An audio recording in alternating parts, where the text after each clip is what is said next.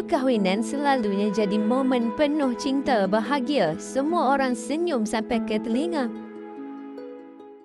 Tapi korang tahu tak, sesetengah negara, bakal pengantin kena tempuh adat yang pelik gila sebelum sah bergelar suami isteri. Dalam video kali ini, bukan setakat sanding dan potong kek tau. Ada yang kena tahan sakit, tahan malu, macam-macam. Di Storyverse Dunia, jom kita tengok 5 adat perkahwinan yang paling pelik dari seluruh dunia. Siap sedia sebab ada yang memang lain macam. 5. Pengantin dan keluarga wajib menangis. Bayangkan 30 hari sebelum kahwin, pengantin perempuan wajib menangis sejam sehari. Ya, sejam sehari non-stop. Adat ni datang dari kaum Tujia di China. Bagi mereka, tangisan tu tanda kegembiraan dan perhargaan kepada keluarga sebelum melangkah ke alam perkahwinan. Mula-mula, pengantin perempuan akan menangis sorang-sorang. Selepas itu, ibu dia pula join menangis sama. Seminggu kemudian, nenek dia pula masuk sekali.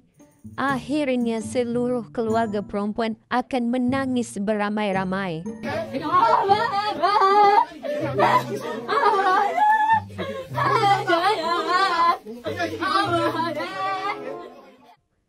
Serius, boleh buat konsert tangisan macam ni. 4. Pengantin minum sup dari sisa makanan. Kalau tadi menangis, kali ini lagi ekstrim. Pengantin kena minum sup sampah. Ya, korang tak salah dengar, sup sampah. Adat ni datang dari masyarakat di Perancis. Lepas majlis kahwin, kawan-kawan dan keluarga akan kumpulkan sisa makanan, kulit udang, tisu kotor, apa saja lebihan dan campak dalam satu mangkuk. Kemudian, pengantin baru wajib minum sup yang istimewa ni sebagai simpul kekuatan untuk hadapi kehidupan rumah tangga. Sekarang, jangan risau. Zaman moden ni, mereka cuma buat bersih yang prank je. Tukar dengan coklat cair ataupun air. Tapi, tetap idea asal dia memang memuji tekak. 3. Pengantin dilarang senyum. Kalau korang rasa adat sebelum ni dah pelik, tunggu dulu. Di Kongo, pengantin kena tahan emosi habis-habisan. Kat sana, kalau pengantin ketawa ataupun tersenyum masa majlis kahwin, orang akan anggap pengantin tu tak serius nak bina rumah tangga. Jadi, sepanjang majlis, dari mula sampai habis, pengantin wajib maintain muka serius. Macam baru lepas kena saman trafik. 2. Ludah pengantin perempuan. Adat ni datang dari suku Masai di Kenya dan Tanzania.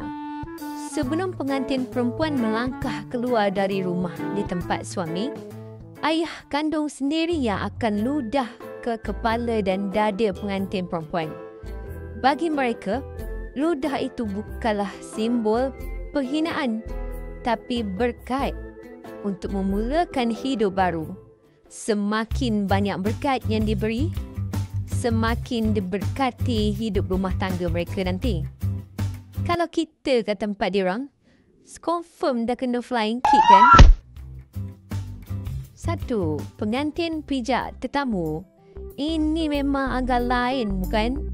Yalah, selalunya pengantin jalan atas red carpet. Tapi yang ini lain macam. Dia berjalan atas badan manusia. Itulah yang berlaku di Marquesas, Tahiti.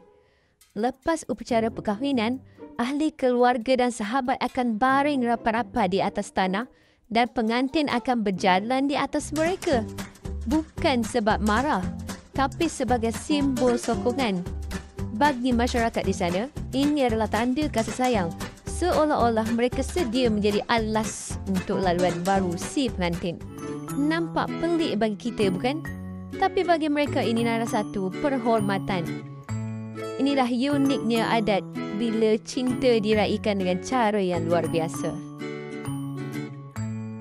Jadi sampai di sini saja video kita kali ini. Jangan lupa untuk like, subscribe dan tekan loceng notification. Sebab Storyverse Dunia ada banyak lagi cerita menarik untuk korang. Sampai jumpa lagi di video yang seterusnya. Bye-bye.